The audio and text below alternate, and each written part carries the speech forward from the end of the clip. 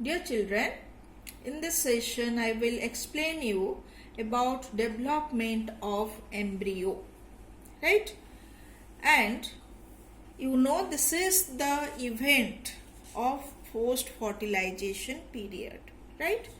And in the previous session I have already explained about the development of endosperm, right?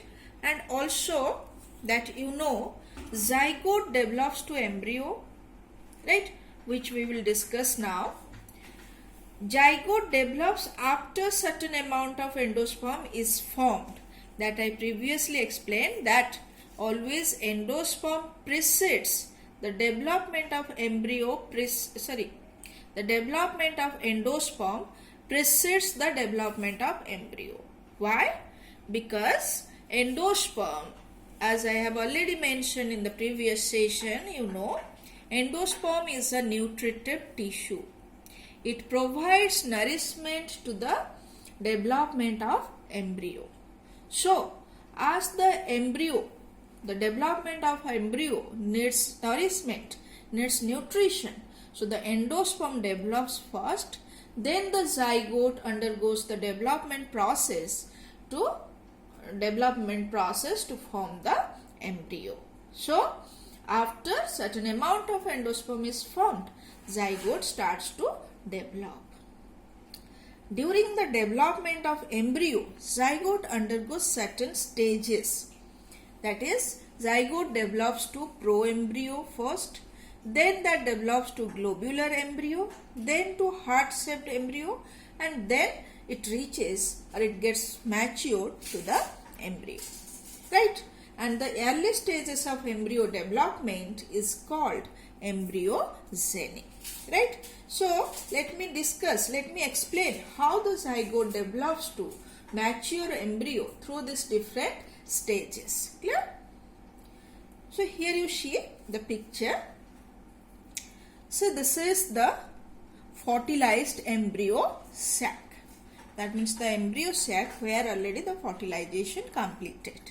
And when fertilization completed, you know, the fertilized egg, that is the zygote, right? And the central cell becomes the primary endosperm cell, and the polar nuclei turns to primary endosperm nucleus. So, this primary endosperm cell forms the endosperm that already we have discussed, right? Today we will discuss how this zygote develops to an embryo, right? And how it collects the nutrition from the endosperm. So here you see zygote. So this zygote undergoes now repeated mitotic division, right? So the zygote undergoes the first mitotic division and produces two cells, basal cell and terminal cell, right? So remember, the basal cell remains towards the micropylar end, right? And the terminal cell remains towards chalazal end. So here I would like to mention, don't get confused to write down that terminal cell remains towards upward and basal cell remains to downward. Here nothing is upward and downward. Here this terminal cell and basal cell are with reference to the micropylar end and the chalazal end. So when the zygote undergoes first mitotic division, the cell which remains towards micropyle is known as basal cell. The cell which remains towards chalazal end is known as terminal cell. And what is the significance of these two cells? The terminal cell is responsible for the formation of embryo. Terminal cell develops to embryo. That means the cell which remains towards chalazal end, that forms the embryo.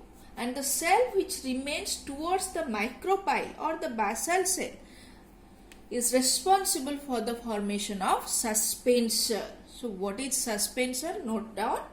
Suspensor is the structure which pushes the embryo towards endosperm so that embryo can get nutrition for its development, right? That I will show how the suspensor pushes the embryo towards endosperm, right? Because you know endosperm present in the middle portion. So zygote needs to come closer so that it can get the nutrition. Clear? So this suspensor helps for the embryo to move upward and collect the nutrition. Now let us see how this cell, or what are the fate of these cells, right? So another thing here I would like to mention, this basal cell and terminal cell, they simultaneously undergo repeated division and forms the structure they intend to be, or they aimed to be. But for your convenience, for the better understanding, first I will explain the fate of basal cell, then I will explain the terminal cell and how it behaves or how it gets divided to produce the embryo. But remember, these two cells behave simultaneously, right? So anyway, let us see. So this basal cell undergoes division, mitotic division. And what type of division? Transverse division, right? So this basal cell here you see undergoes transverse division, produces two cells. This is the terminal cell. Again this two cell undergoes mitotic division, that is again transverse. So like this basal cell undergoes repeated mitotic division transversely, so that a column of 6 to 10 number of cells are formed. So out of this 6 to 10 number of cells, the terminal cell towards the micropylar end remains larger. So this large cell is known as haustoria. And this 6 to 10 cells, right? This 6 to 10 cells formed from the basal cell is together form the suspensor. So this is the suspensor. Clear? So now let us see. So the suspensor is formed. Now let us see how the embryo is formed. So this terminal cell undergoes division to produce two cells. Then it undergoes again mitotic division, produces 4 cells. It again divides to produce 8 cells. So likewise it undergoes repeated division to increase the number of cells, right? So when the 4 cell structure is formed, this one is 4 cell. So this 4 cell and this 8 cell structure, these structures are known as pro-embryo. Already I have mentioned zygote develops to pro-embryo. So these two stages you can say pro-embryo, right? In the pro-embryo, one more thing you remember, the terminal cell of the suspensor which remains attached to the embryo is known as, or that develops to hypophysis, right? So that forms the hypophysis, right? Then so this is pro-embryo and this is the hypophysis. I have mentioned here, I have labeled here. Clear? Then this pro-embryo, here you see the pro-embryo has undergone one more division. Here each of the cell undergoes periclinal division. Periclinal division means the division which occurs parallel to the surface, right? Here you see, or you can say the division which divides the cell as inner and outer cell. So here you see the inner cell, the outer cell, right? Inner cell, outer cell. So because of the periclinal division, now this pro-embryo is divided into 2 layers of cells, outer layer and inner layer. This outer layer of cell is known as dermatogen, which forms the epidermis, right? Or which forms the epidermal cells. So now this structure having outer and inner layer, having mass of outer layer and mass of inner layer cells is known as globular embryo. So this is globular embryo. Here you see this is globular embryo, this is hypophysis and these are the suspensors, this is the haustoria. Clear? So now what happens, this hypophysis also simultaneously undergoes division, right? And it undergoes division to produce a mass of 8 cells. Here you see a mass of 8 cells are formed from this cell undergoing repeated division. So now what happens, out of these 8 cells, the outer 4 cells, they are responsible for formation of root cap, root tip, etc. Right? So, the outer 4 cells of the hypophysis are responsible for formation of root tip and root cap in the further steps, and this portion is the suspension. And this globular embryo, it is having this, or it's divided into upper half and lower half, right? So, okay, so outer 4 forms the root tip and root cap. The inner 4 cells towards the embryo, that forms the root cortex, right?